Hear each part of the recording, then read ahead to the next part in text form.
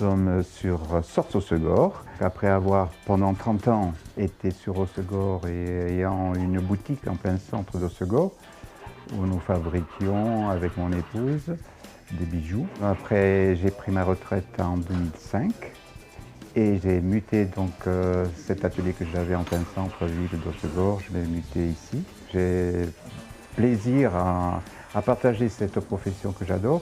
J'ai la chance d'avoir 2 stagiaires actuellement qui sont fort sympathiques, très volontaires, motivés et c'est vraiment un plaisir de pouvoir partager cette passion que j'ai.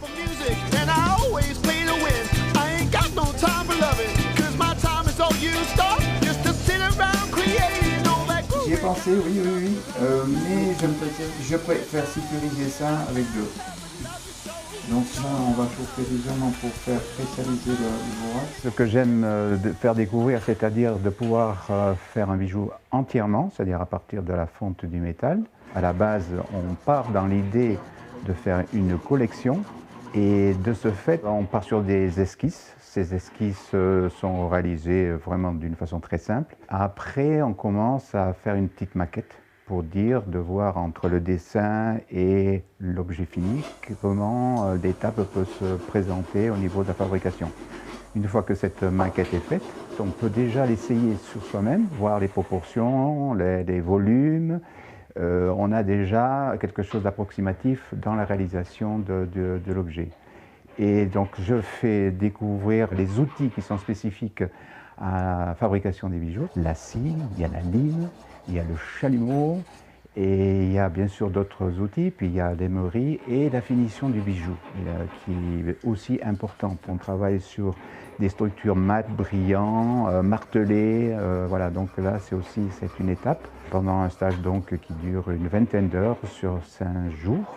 Et ce qui est pour moi important, c'est que chaque fois que le bijou a été créé et fait, fabriqué, il doit être porté par la personne qui est venue. De ce fait, quand elles veulent en faire aussi éventuellement leur profession, peuvent inciter des commandes et des envies et créer une dynamique. Un creuset, un chalumeau, on verse dedans.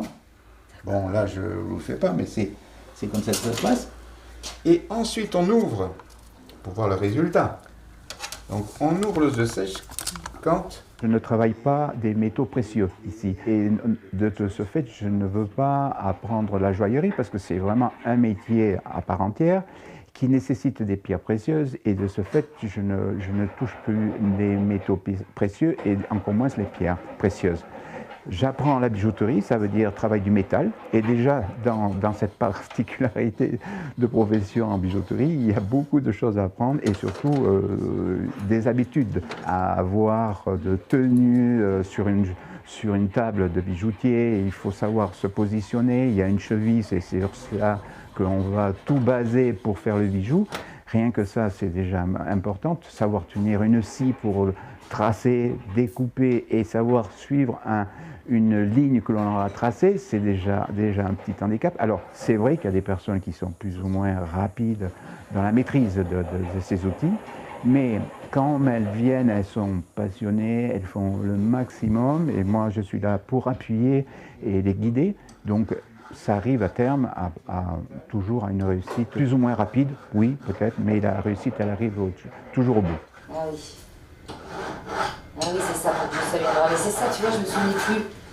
Les histoires de position, elles sont fondamentales. Parce que là, pour moi, c'est fabuleux ce que je vis à travers ces stages, c'est cette rencontre avec les personnes qui arrivent avec des horizons complètement différents, que ce soit des fois des jeunes ou des moins jeunes.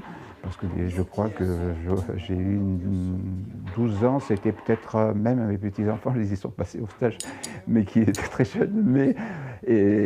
Aux dames de ma fille, quand elle les voyait soudées avec le chalumeau, mais j'ai eu des personnes qui étaient jusqu'à passer 70 ans, qui rêvaient de faire ça, et qui étaient aussi à la retraite et qui ont eu la chance de venir. Mais pour moi, le plus fort, c'est cet échange humain.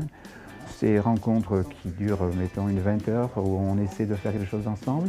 Et ça, c'est souvent une très très belle rencontre. C'est très riche et elle me renvoie aussi une autre façon de voir le métier. Parce que moi, j'ai une façon de le voir sous un angle, et elle, venant d'autres horizons, m'apporte des éclairages différents, et c'est un échange qui est vraiment très très agréable. Oui. Well, my pad is very messy, and there's whiskers on my chin, and I'm all hung up on music, and I always play to win. Je vous ai peut-être donné envie d'essayer, de vous essayer sans prétention à créer un bijou. Mais voilà, il suffit de voir sur le site de l'Office du tourisme de Segor, vous pouvez me contacter et ainsi pouvoir me joindre par mail. Yes, I am, and I can't help but love you so.